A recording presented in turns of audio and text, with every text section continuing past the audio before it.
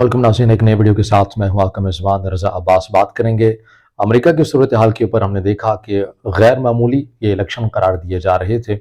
और इसके जो नताइज आए हैं वो भी ज़ाहिर है गैर मामूली ही। अमेरिका की जो रियासत है या फिर अमेरिका की जो इस्टेब्लिशमेंट है वो इसको गैर मामूली ही करार दे रही है। ट्रंप वहाँ पर जीत चुके हैं और मुमकिन तौर के पर ज़ाहिर है यकीनी तौर के पर उन्होंने ही सदर बनना है। अपनी टीम को वो नॉमिनेट कर रहे हैं कि कौन कौन से उनके कैबिनेट में वो टीम शामिल हो सकती है। पाकिस्तान से बारक्स है थोड़ा बहुत निज़ाम अमेरिका के अंदर सदर गो कि पावरफुल तो होता है लेकिन अपनी टीम नामजद कर देता है और उसकी हतमी मंजूरी जो है वो सेनेट से लेनी पड़ती है। लेकिन कुछ ऐसे ओहदे होते हैं जिनकी मंजूरी दरकार नहीं होती है, जैसे कि नेशनल सिक्योरिटी एडवाइज़र के तौर के ऊपर जो नॉमिनेशन होती है इस ओहदे के लिए ज़रूरत नहीं होती है कि सेनेट से आपको कंफर्मेशन देनी पड़े। लेकिन आज के इस वीडियो में हम बात करेंगे कि क्या आया वाक़ई जो अमरीकी सदर होता है वो इतना ताकतवर होता है कि जैसा कि हमें बताया जाता है। और बिलखसूस दूसरी जंग अज़ीम के बाद जो एक तासुर बना कि अमरीकी सदर जो है वो बड़ा एक पावरफुल तौर के ऊपर सदर होता है और वो जो चाहे फैसले जो है वो कर सकता है। उसके ऊपर हम बात करें और इसके लिए ज़रूरी है आप यहाँ से समझ लें कि अमरीका के अंदर जो मुदाखलत है, कहने को तो ये है कि वहाँ पर मुदाखलत नहीं होती है, लेकिन कुछ एग्जाम्पल बल्कि रिसेंटली जो एग्जाम्पल है वो आप देख सकते हैं कि अमेरिकी सदर जो बाइडन वो इंतखाबात में हिस्सा लेना चाहते थे मगर उन्हें जबरन इस रेस से बाहर कर दिया गया। इस रेस से उन्हें बाहर क्यों किया गया, वजह सारे ही जानते हैं। उनके मुकाबले में जो अमेरिकी इस्टेब्लिशमेंट है वो ये चाहती थी कि ऐसा कोई ताकतवर होना चाहिए जो कि ट्रंप का मुकाबला कर सके। लेकिन जो बाइडन एक एज फैक्टर और फिर उन्हें गुफ्तगू के अंदर वो अबूर हासिल नहीं था जैसे कि उनके जो मुखालिफ हैं ट्रंप उन्हें हासिल था, लेकिन उन्हें जबरन बाहर किया गया। अब यहाँ पर यही सवाल है कि अगर अमेरिकी सदर इतना पावरफुल होता है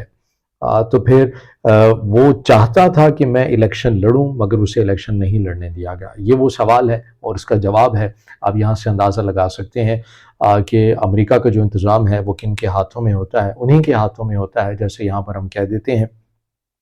कि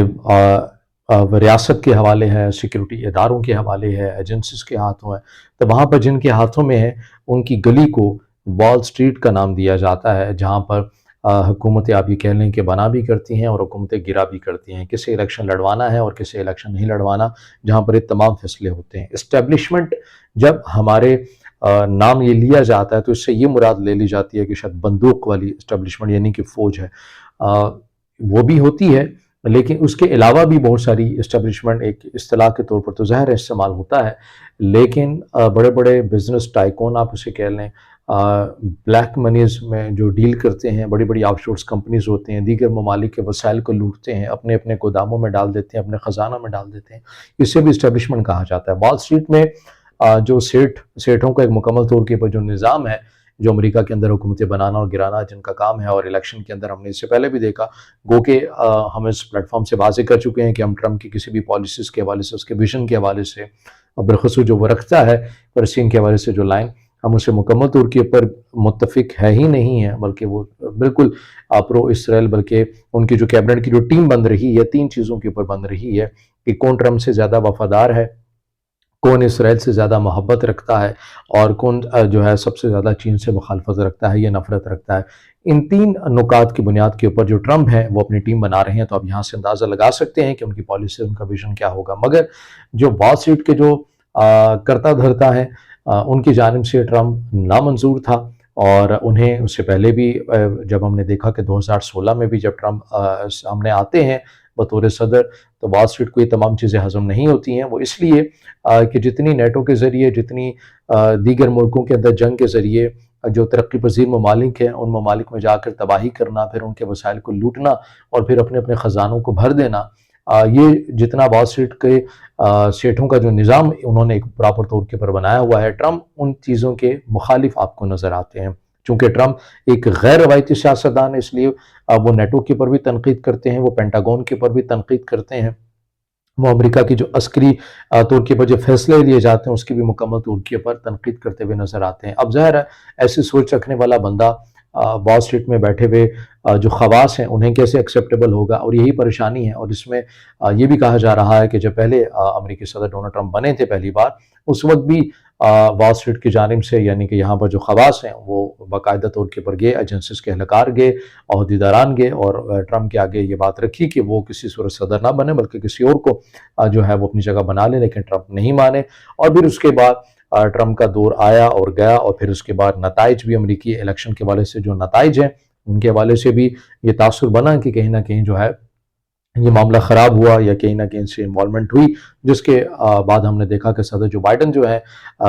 جو ہے وہ امریکی صدر بن جاتے ہیں، اور پھر اس کے بعد ٹرمپ دوبارہ سے صدر کے لیے امیدوار کے لیے اعلان کر دیتے ہیں، اور پھر سے وال اسٹریٹ کے جو سیٹ ہیں، جو خواص ہیں، ان کے لیے پریشانی جو ہے وہ لاحق ہو جاتی ہے۔ اب معاملہ سارا یہ ہے کہ ٹرمپ ایک غیر روایتی طور کے پر تمام چیزوں کو دیکھ رہے ہیں، کیونکہ امریکہ کی جو بڑی حد تک جو معیشت ہے وہ جنگوں سے چلتی ہے۔ امریکہ کو یہ پسند ہے کہ کسی ملک کے اندر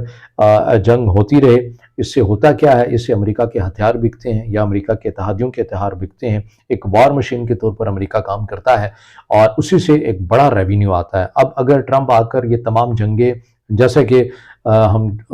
جو سٹانس تھا ٹرمپ کا الیکشن کمپین کے دوران کہ میں نے فلسطین کی جنگ رکوانی ہے، میں نے یوکرین کی جنگ کو رکوانا ہے، اگر یہ ہو جاتا ہے تو یہ بڑی حد تک جو جنگیں ہیں اور ان سے پیدا ہونے والا جو ریونیو ہے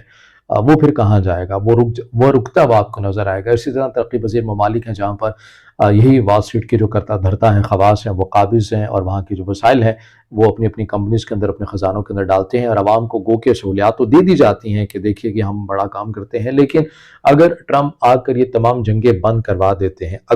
اگر بند کروا دیتے ہیں، تو ظاہر ہے ایک بہت بڑا ریونیو جس سے امریکہ کماتا ہے وہ پھر ہوگا نہیں۔ پھر جو وسائل وہاں کے لوگوں کو میسر ہیں وہ بھی اس حد تک نہیں ہوں گے، پریشانی لاحق ہوگی۔ لیکن اب وال اسٹریٹ میں بیٹھے ہوئے لوگوں کے لیے یہ بڑی حد تک پریشانی ہے، اور یہ بات کہی جا رہی ہے، برملا کہی جا رہی ہے کہ بڑی حد تک مشکلات ہو سکتی ہیں، اور کچھ غیر معمولی واقعات بھی آپ کو امریکہ میں ہوتے ہوئے نظر آ سکتے ہیں۔ کوئی بڑا حادثہ بھی ہو سکتا ہے۔ اب حادثہ کیا ہو سکتا ہے یہ آنے والا وقت ہی بتائے گا۔ مگر ٹرمپ صدر بنے ہیں، اور جیسا کہ میں نے کہا کہ امریکہ کا صدر بڑا بااختیار پاورفل ہوتا ہے، یہ ایک تاثر ہے جو بنایا گیا ہے، لیکن اصل فیصلے وال اسٹریٹ سے ہی ہوتے ہیں۔ مگر ٹرمپ چونکہ غیر روایتی سیاستدان ہیں، ان کی جو منشا یا ضابطے کے تحت وہ نہیں چلتے ہیں، بلکہ وہ پہلے سے ہی پینٹاگون کے اگینسٹ ہے، نیٹو کے حوالے سے، اور یورپی اتحاد جو ہے وہ پہلے ہی پریشان ہے۔ ہنگری کے علاوہ کسی نے سپورٹ نہیں کیا ان الیکشن میں ٹرمپ کو بھی، اور ٹرمپ کی باقاعدہ طور کے پر یہ لائن ہے، ڈائریکشن ہے کہ ہمیں نیٹو سے نکل جانا چاہیے اور اپنے اخراجات کو بچانا چاہیے، اور جو یورپی ممالک ہیں وہ خود اپنی حفاظت کا ذمہ لیں۔ اب یورپی ممالک کو بھی تشویش لاحق ہوگی ہے کہ ٹرمپ آ کر اگر ایسا فیصلہ کر لیتے ہیں تو ایک تصادم والی جو فضا ہے وہ آپ کو بنتی بھی نظر آئے گی امریکہ کے خود اندر ہی۔ اندرونی سطح کے اوپر ایک اور جو بڑی سب سے اہم جو چیز ہے وہ یہ ہے کہ سابق امریکی صدر تھے جن کا قتل کیا گیا تھا، ان کے حوالے سے جو ہے، میں نام غالباً جو ہے وہ میں بھول رہا ہوں، غالباً جان ایف کینیڈی تھے، ان کا جو قتل کیا گیا تھا، اس حوالے سے ایک رپورٹ تھی، تحقیقاتی رپورٹ۔ ٹرمپ نے اپنے پہلے بھی جو سابقہ دور جو ان کا صدارت کا گزرا اس میں بھی انہوں نے کہا تھا کہ وہ رپورٹ کو عیاں کریں گے، مگر نہیں ہو سکی۔ اب بھی انہوں نے الیکشن کمپین کے اندر کہا کہ میں نے آتے ساتھ ہی اس رپورٹ کا اجرا کرنا۔ اگر وہ رپورٹ بھی ہو جاتی ہے تو اندرونی سطح کے اوپر امریکہ کے اندر ظاہر ہے ایک جو کافی تلخی والا جو ماحول ہے حکومت کے مابین اور امریکہ کی جو اسٹیبلشمنٹ ہے اس کے مابین آپ کو بنتا ہوا نظر آئے گا، کیونکہ اس میں یہ باتیں بہرحال موجود تھیں، آپ اسے رومرز کہہ لیں یا غیر مصدقہ چیزیں کہہ لیں، لیکن بہرحال یہ بات موجود تھی۔ اس رپورٹ کے اندر یہ بات ثابت شدہ ہے کہ سی آئی اے خود ملوث تھا، اور ظاہر ہے یہ بات بھی بڑی واضح ہے کہ جو امریکی اسٹیبلشمنٹ کے اگینسٹ پھر کوئی لائن لیتا ہے وہ پرسنالٹی، وہ پھر اس کو ٹارگٹ بھی کر دیا جاتا ہے، اور یہی وجہ ہے کہ امریکہ کے اندر کوئی عوامی سطح کا لیڈر آپ دیر پا نہیں دیکھتے۔ ایک لیڈر کی جو ایج ہے وہ فقط و فقط 8 سال ہے، یعنی کہ